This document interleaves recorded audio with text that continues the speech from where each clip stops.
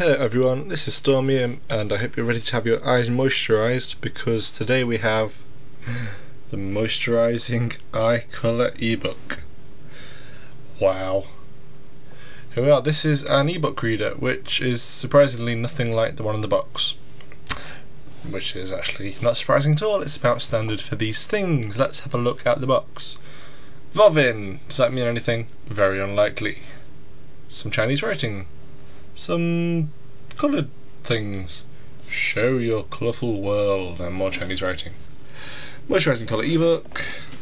Ebook reader. Some more Chinese writing. This isn't going very well, is it? It's just mostly Chinese writing and some certifications there. And in fact a barcode, which is unusual. Usually these things don't have barcodes because they don't need them, because they're not usually sold in real shops, just on the internet. Piece of foam, don't need that. Ebook reader itself, pick that up carefully because I've actually broken two of these while trying to review them. Or they've broken themselves, either way. Not had much luck. What do we have in the box? A circle. Card, decent quality, probably not going to be much use apart from doing this. And then falling back in the box. We have USB to mini USB cable, standard. Wall charger, which is already unwrapped because I've already unwrapped it. Also standard with one of those ends. Have these ends actually got names? I was trying to look for replacements on the internet a while ago and there don't seem to be any. Because if you type in AC adapter with really tiny end, or DC adapter, whatever this is, one of them, it doesn't give you many results. So yeah, standard pair of headphones, China, Apple style rip-off things, probably okay, maybe. And yeah, what's this? Ebook user's manual. I think this one tells you not to put it in a volcano. I've read one of these before and it's hilarious. Let's just take an excerpt. Ooh, focus, there we are. Thanks for your supporting bought the ebook. The manual has briefly introduced all the function of this ebook. You can use it breezily by yourself. Blissfully experience the worthy enjoyment brought by this product. Read this manual carefully because it's in terrible broken English. Brilliant. Okay, chuck that to one side. I suppose the horrible dirty desk that needs polishing. Remove the device from its condom and power it up using the power button on the top. Maybe. There's the power button. Click. And I really hope I haven't broken another one because I'm absolutely sick to death of breaking these. That just didn't hold it down for long enough. Almost. Made my trousers brown. Right, turns out very quickly. Obviously, it doesn't run Android. It uses a customised version of Linux, I believe. So maybe people have put Ubuntu on there or something. That'd be weird, and I wouldn't recommend it. Top power button. At the side, nothing. At the bottom, micro USB, micro SD, macro whole thingamajig, and headphone port. And on the side, some nothing. I have just hit something wrong, so let's go back. This is the ebook reader itself. Let's see if we can get a better view of this. Nope, not really. That's too far away. Oh well, where's back? There we are. Okay, the controls for this are quite simple. There are left and right, and up and down. And these generally do exactly the same thing. Watch me. Brilliant.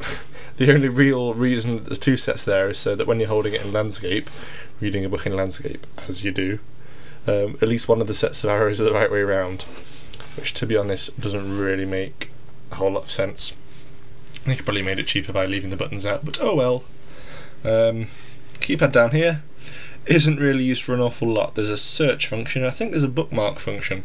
The bookmark function isn't a fat lot of use from what I remember. But oh well, these are vague uses, play and score and whatever that button does. Nothing.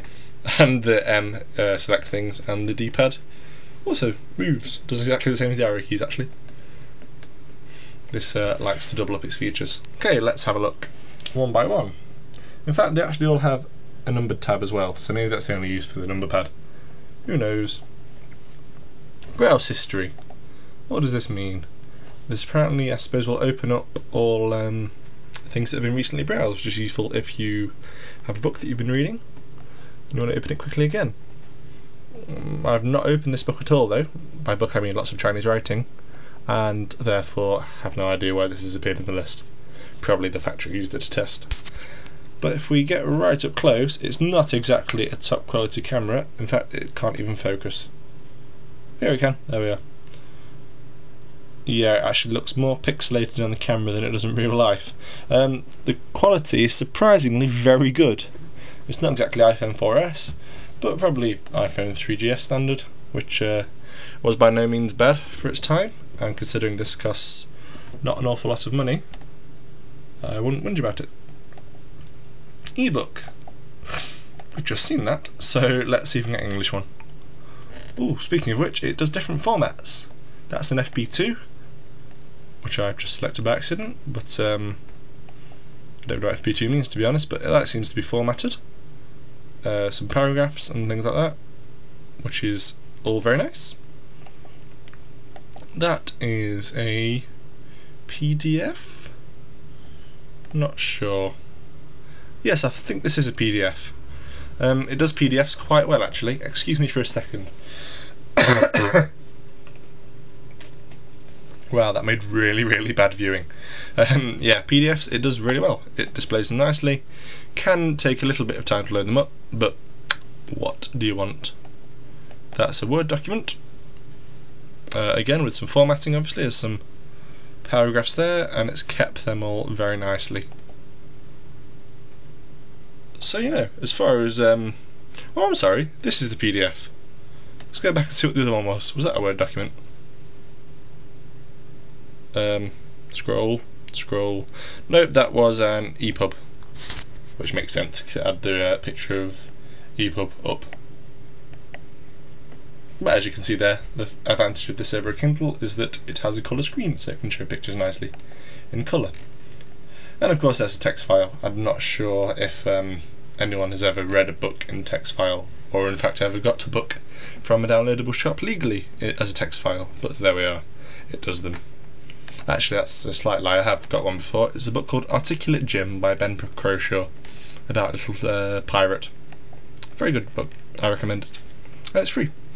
Music. It plays music. Let's see what we can play. Oh, resume play.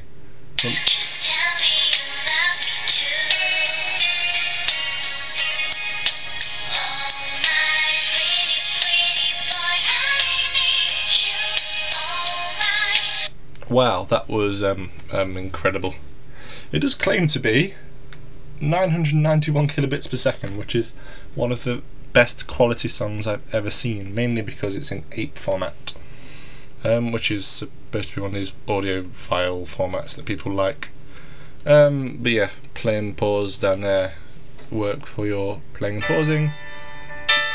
Left and right do your selecting. This is clearly test. If you hold right, it fast forwards. That is the worst quality song ever because it was really pixelated and distorted.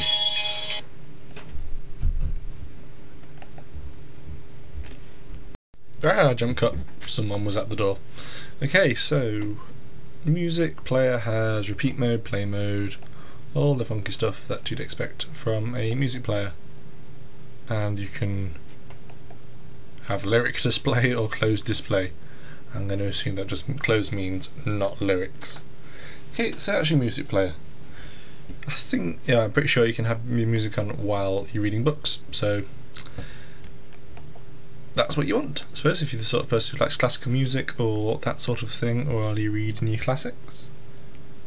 And the battery for this has just run out. Bah! Give me a second. There.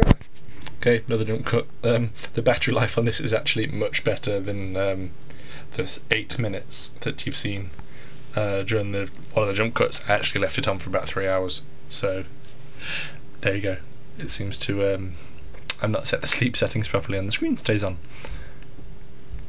Lovely. It wasn't fully charged to begin with, by the way, so I think there's got a battery life of more than 3 hours. Video, it plays videos. Not sure what file formats, but apparently this is HD TV jewellery pattern, and it's very loud.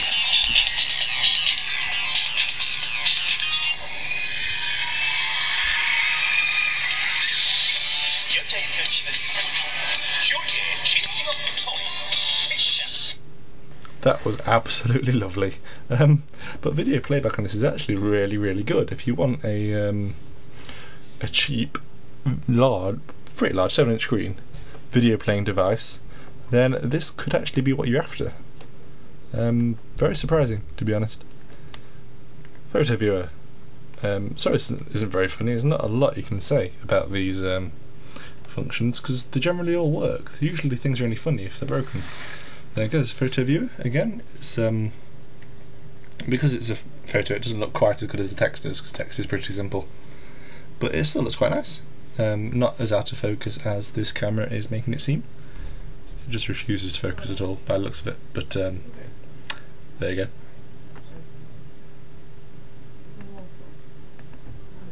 Oh, I'm trying desperately to get back. Try pressing the back button. There we are. Right, so that's photos. Record, you can record your voice. Not very interesting. Explorer doesn't have a web browser, doesn't have Wi-Fi or 3G for the record. You have to use your sync cable to sync it. But there is a... Why is this permanently out of focus? Life is horrible, isn't it?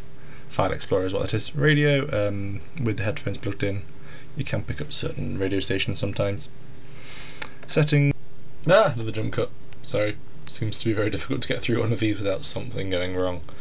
Okay, let's run through the last things quickly.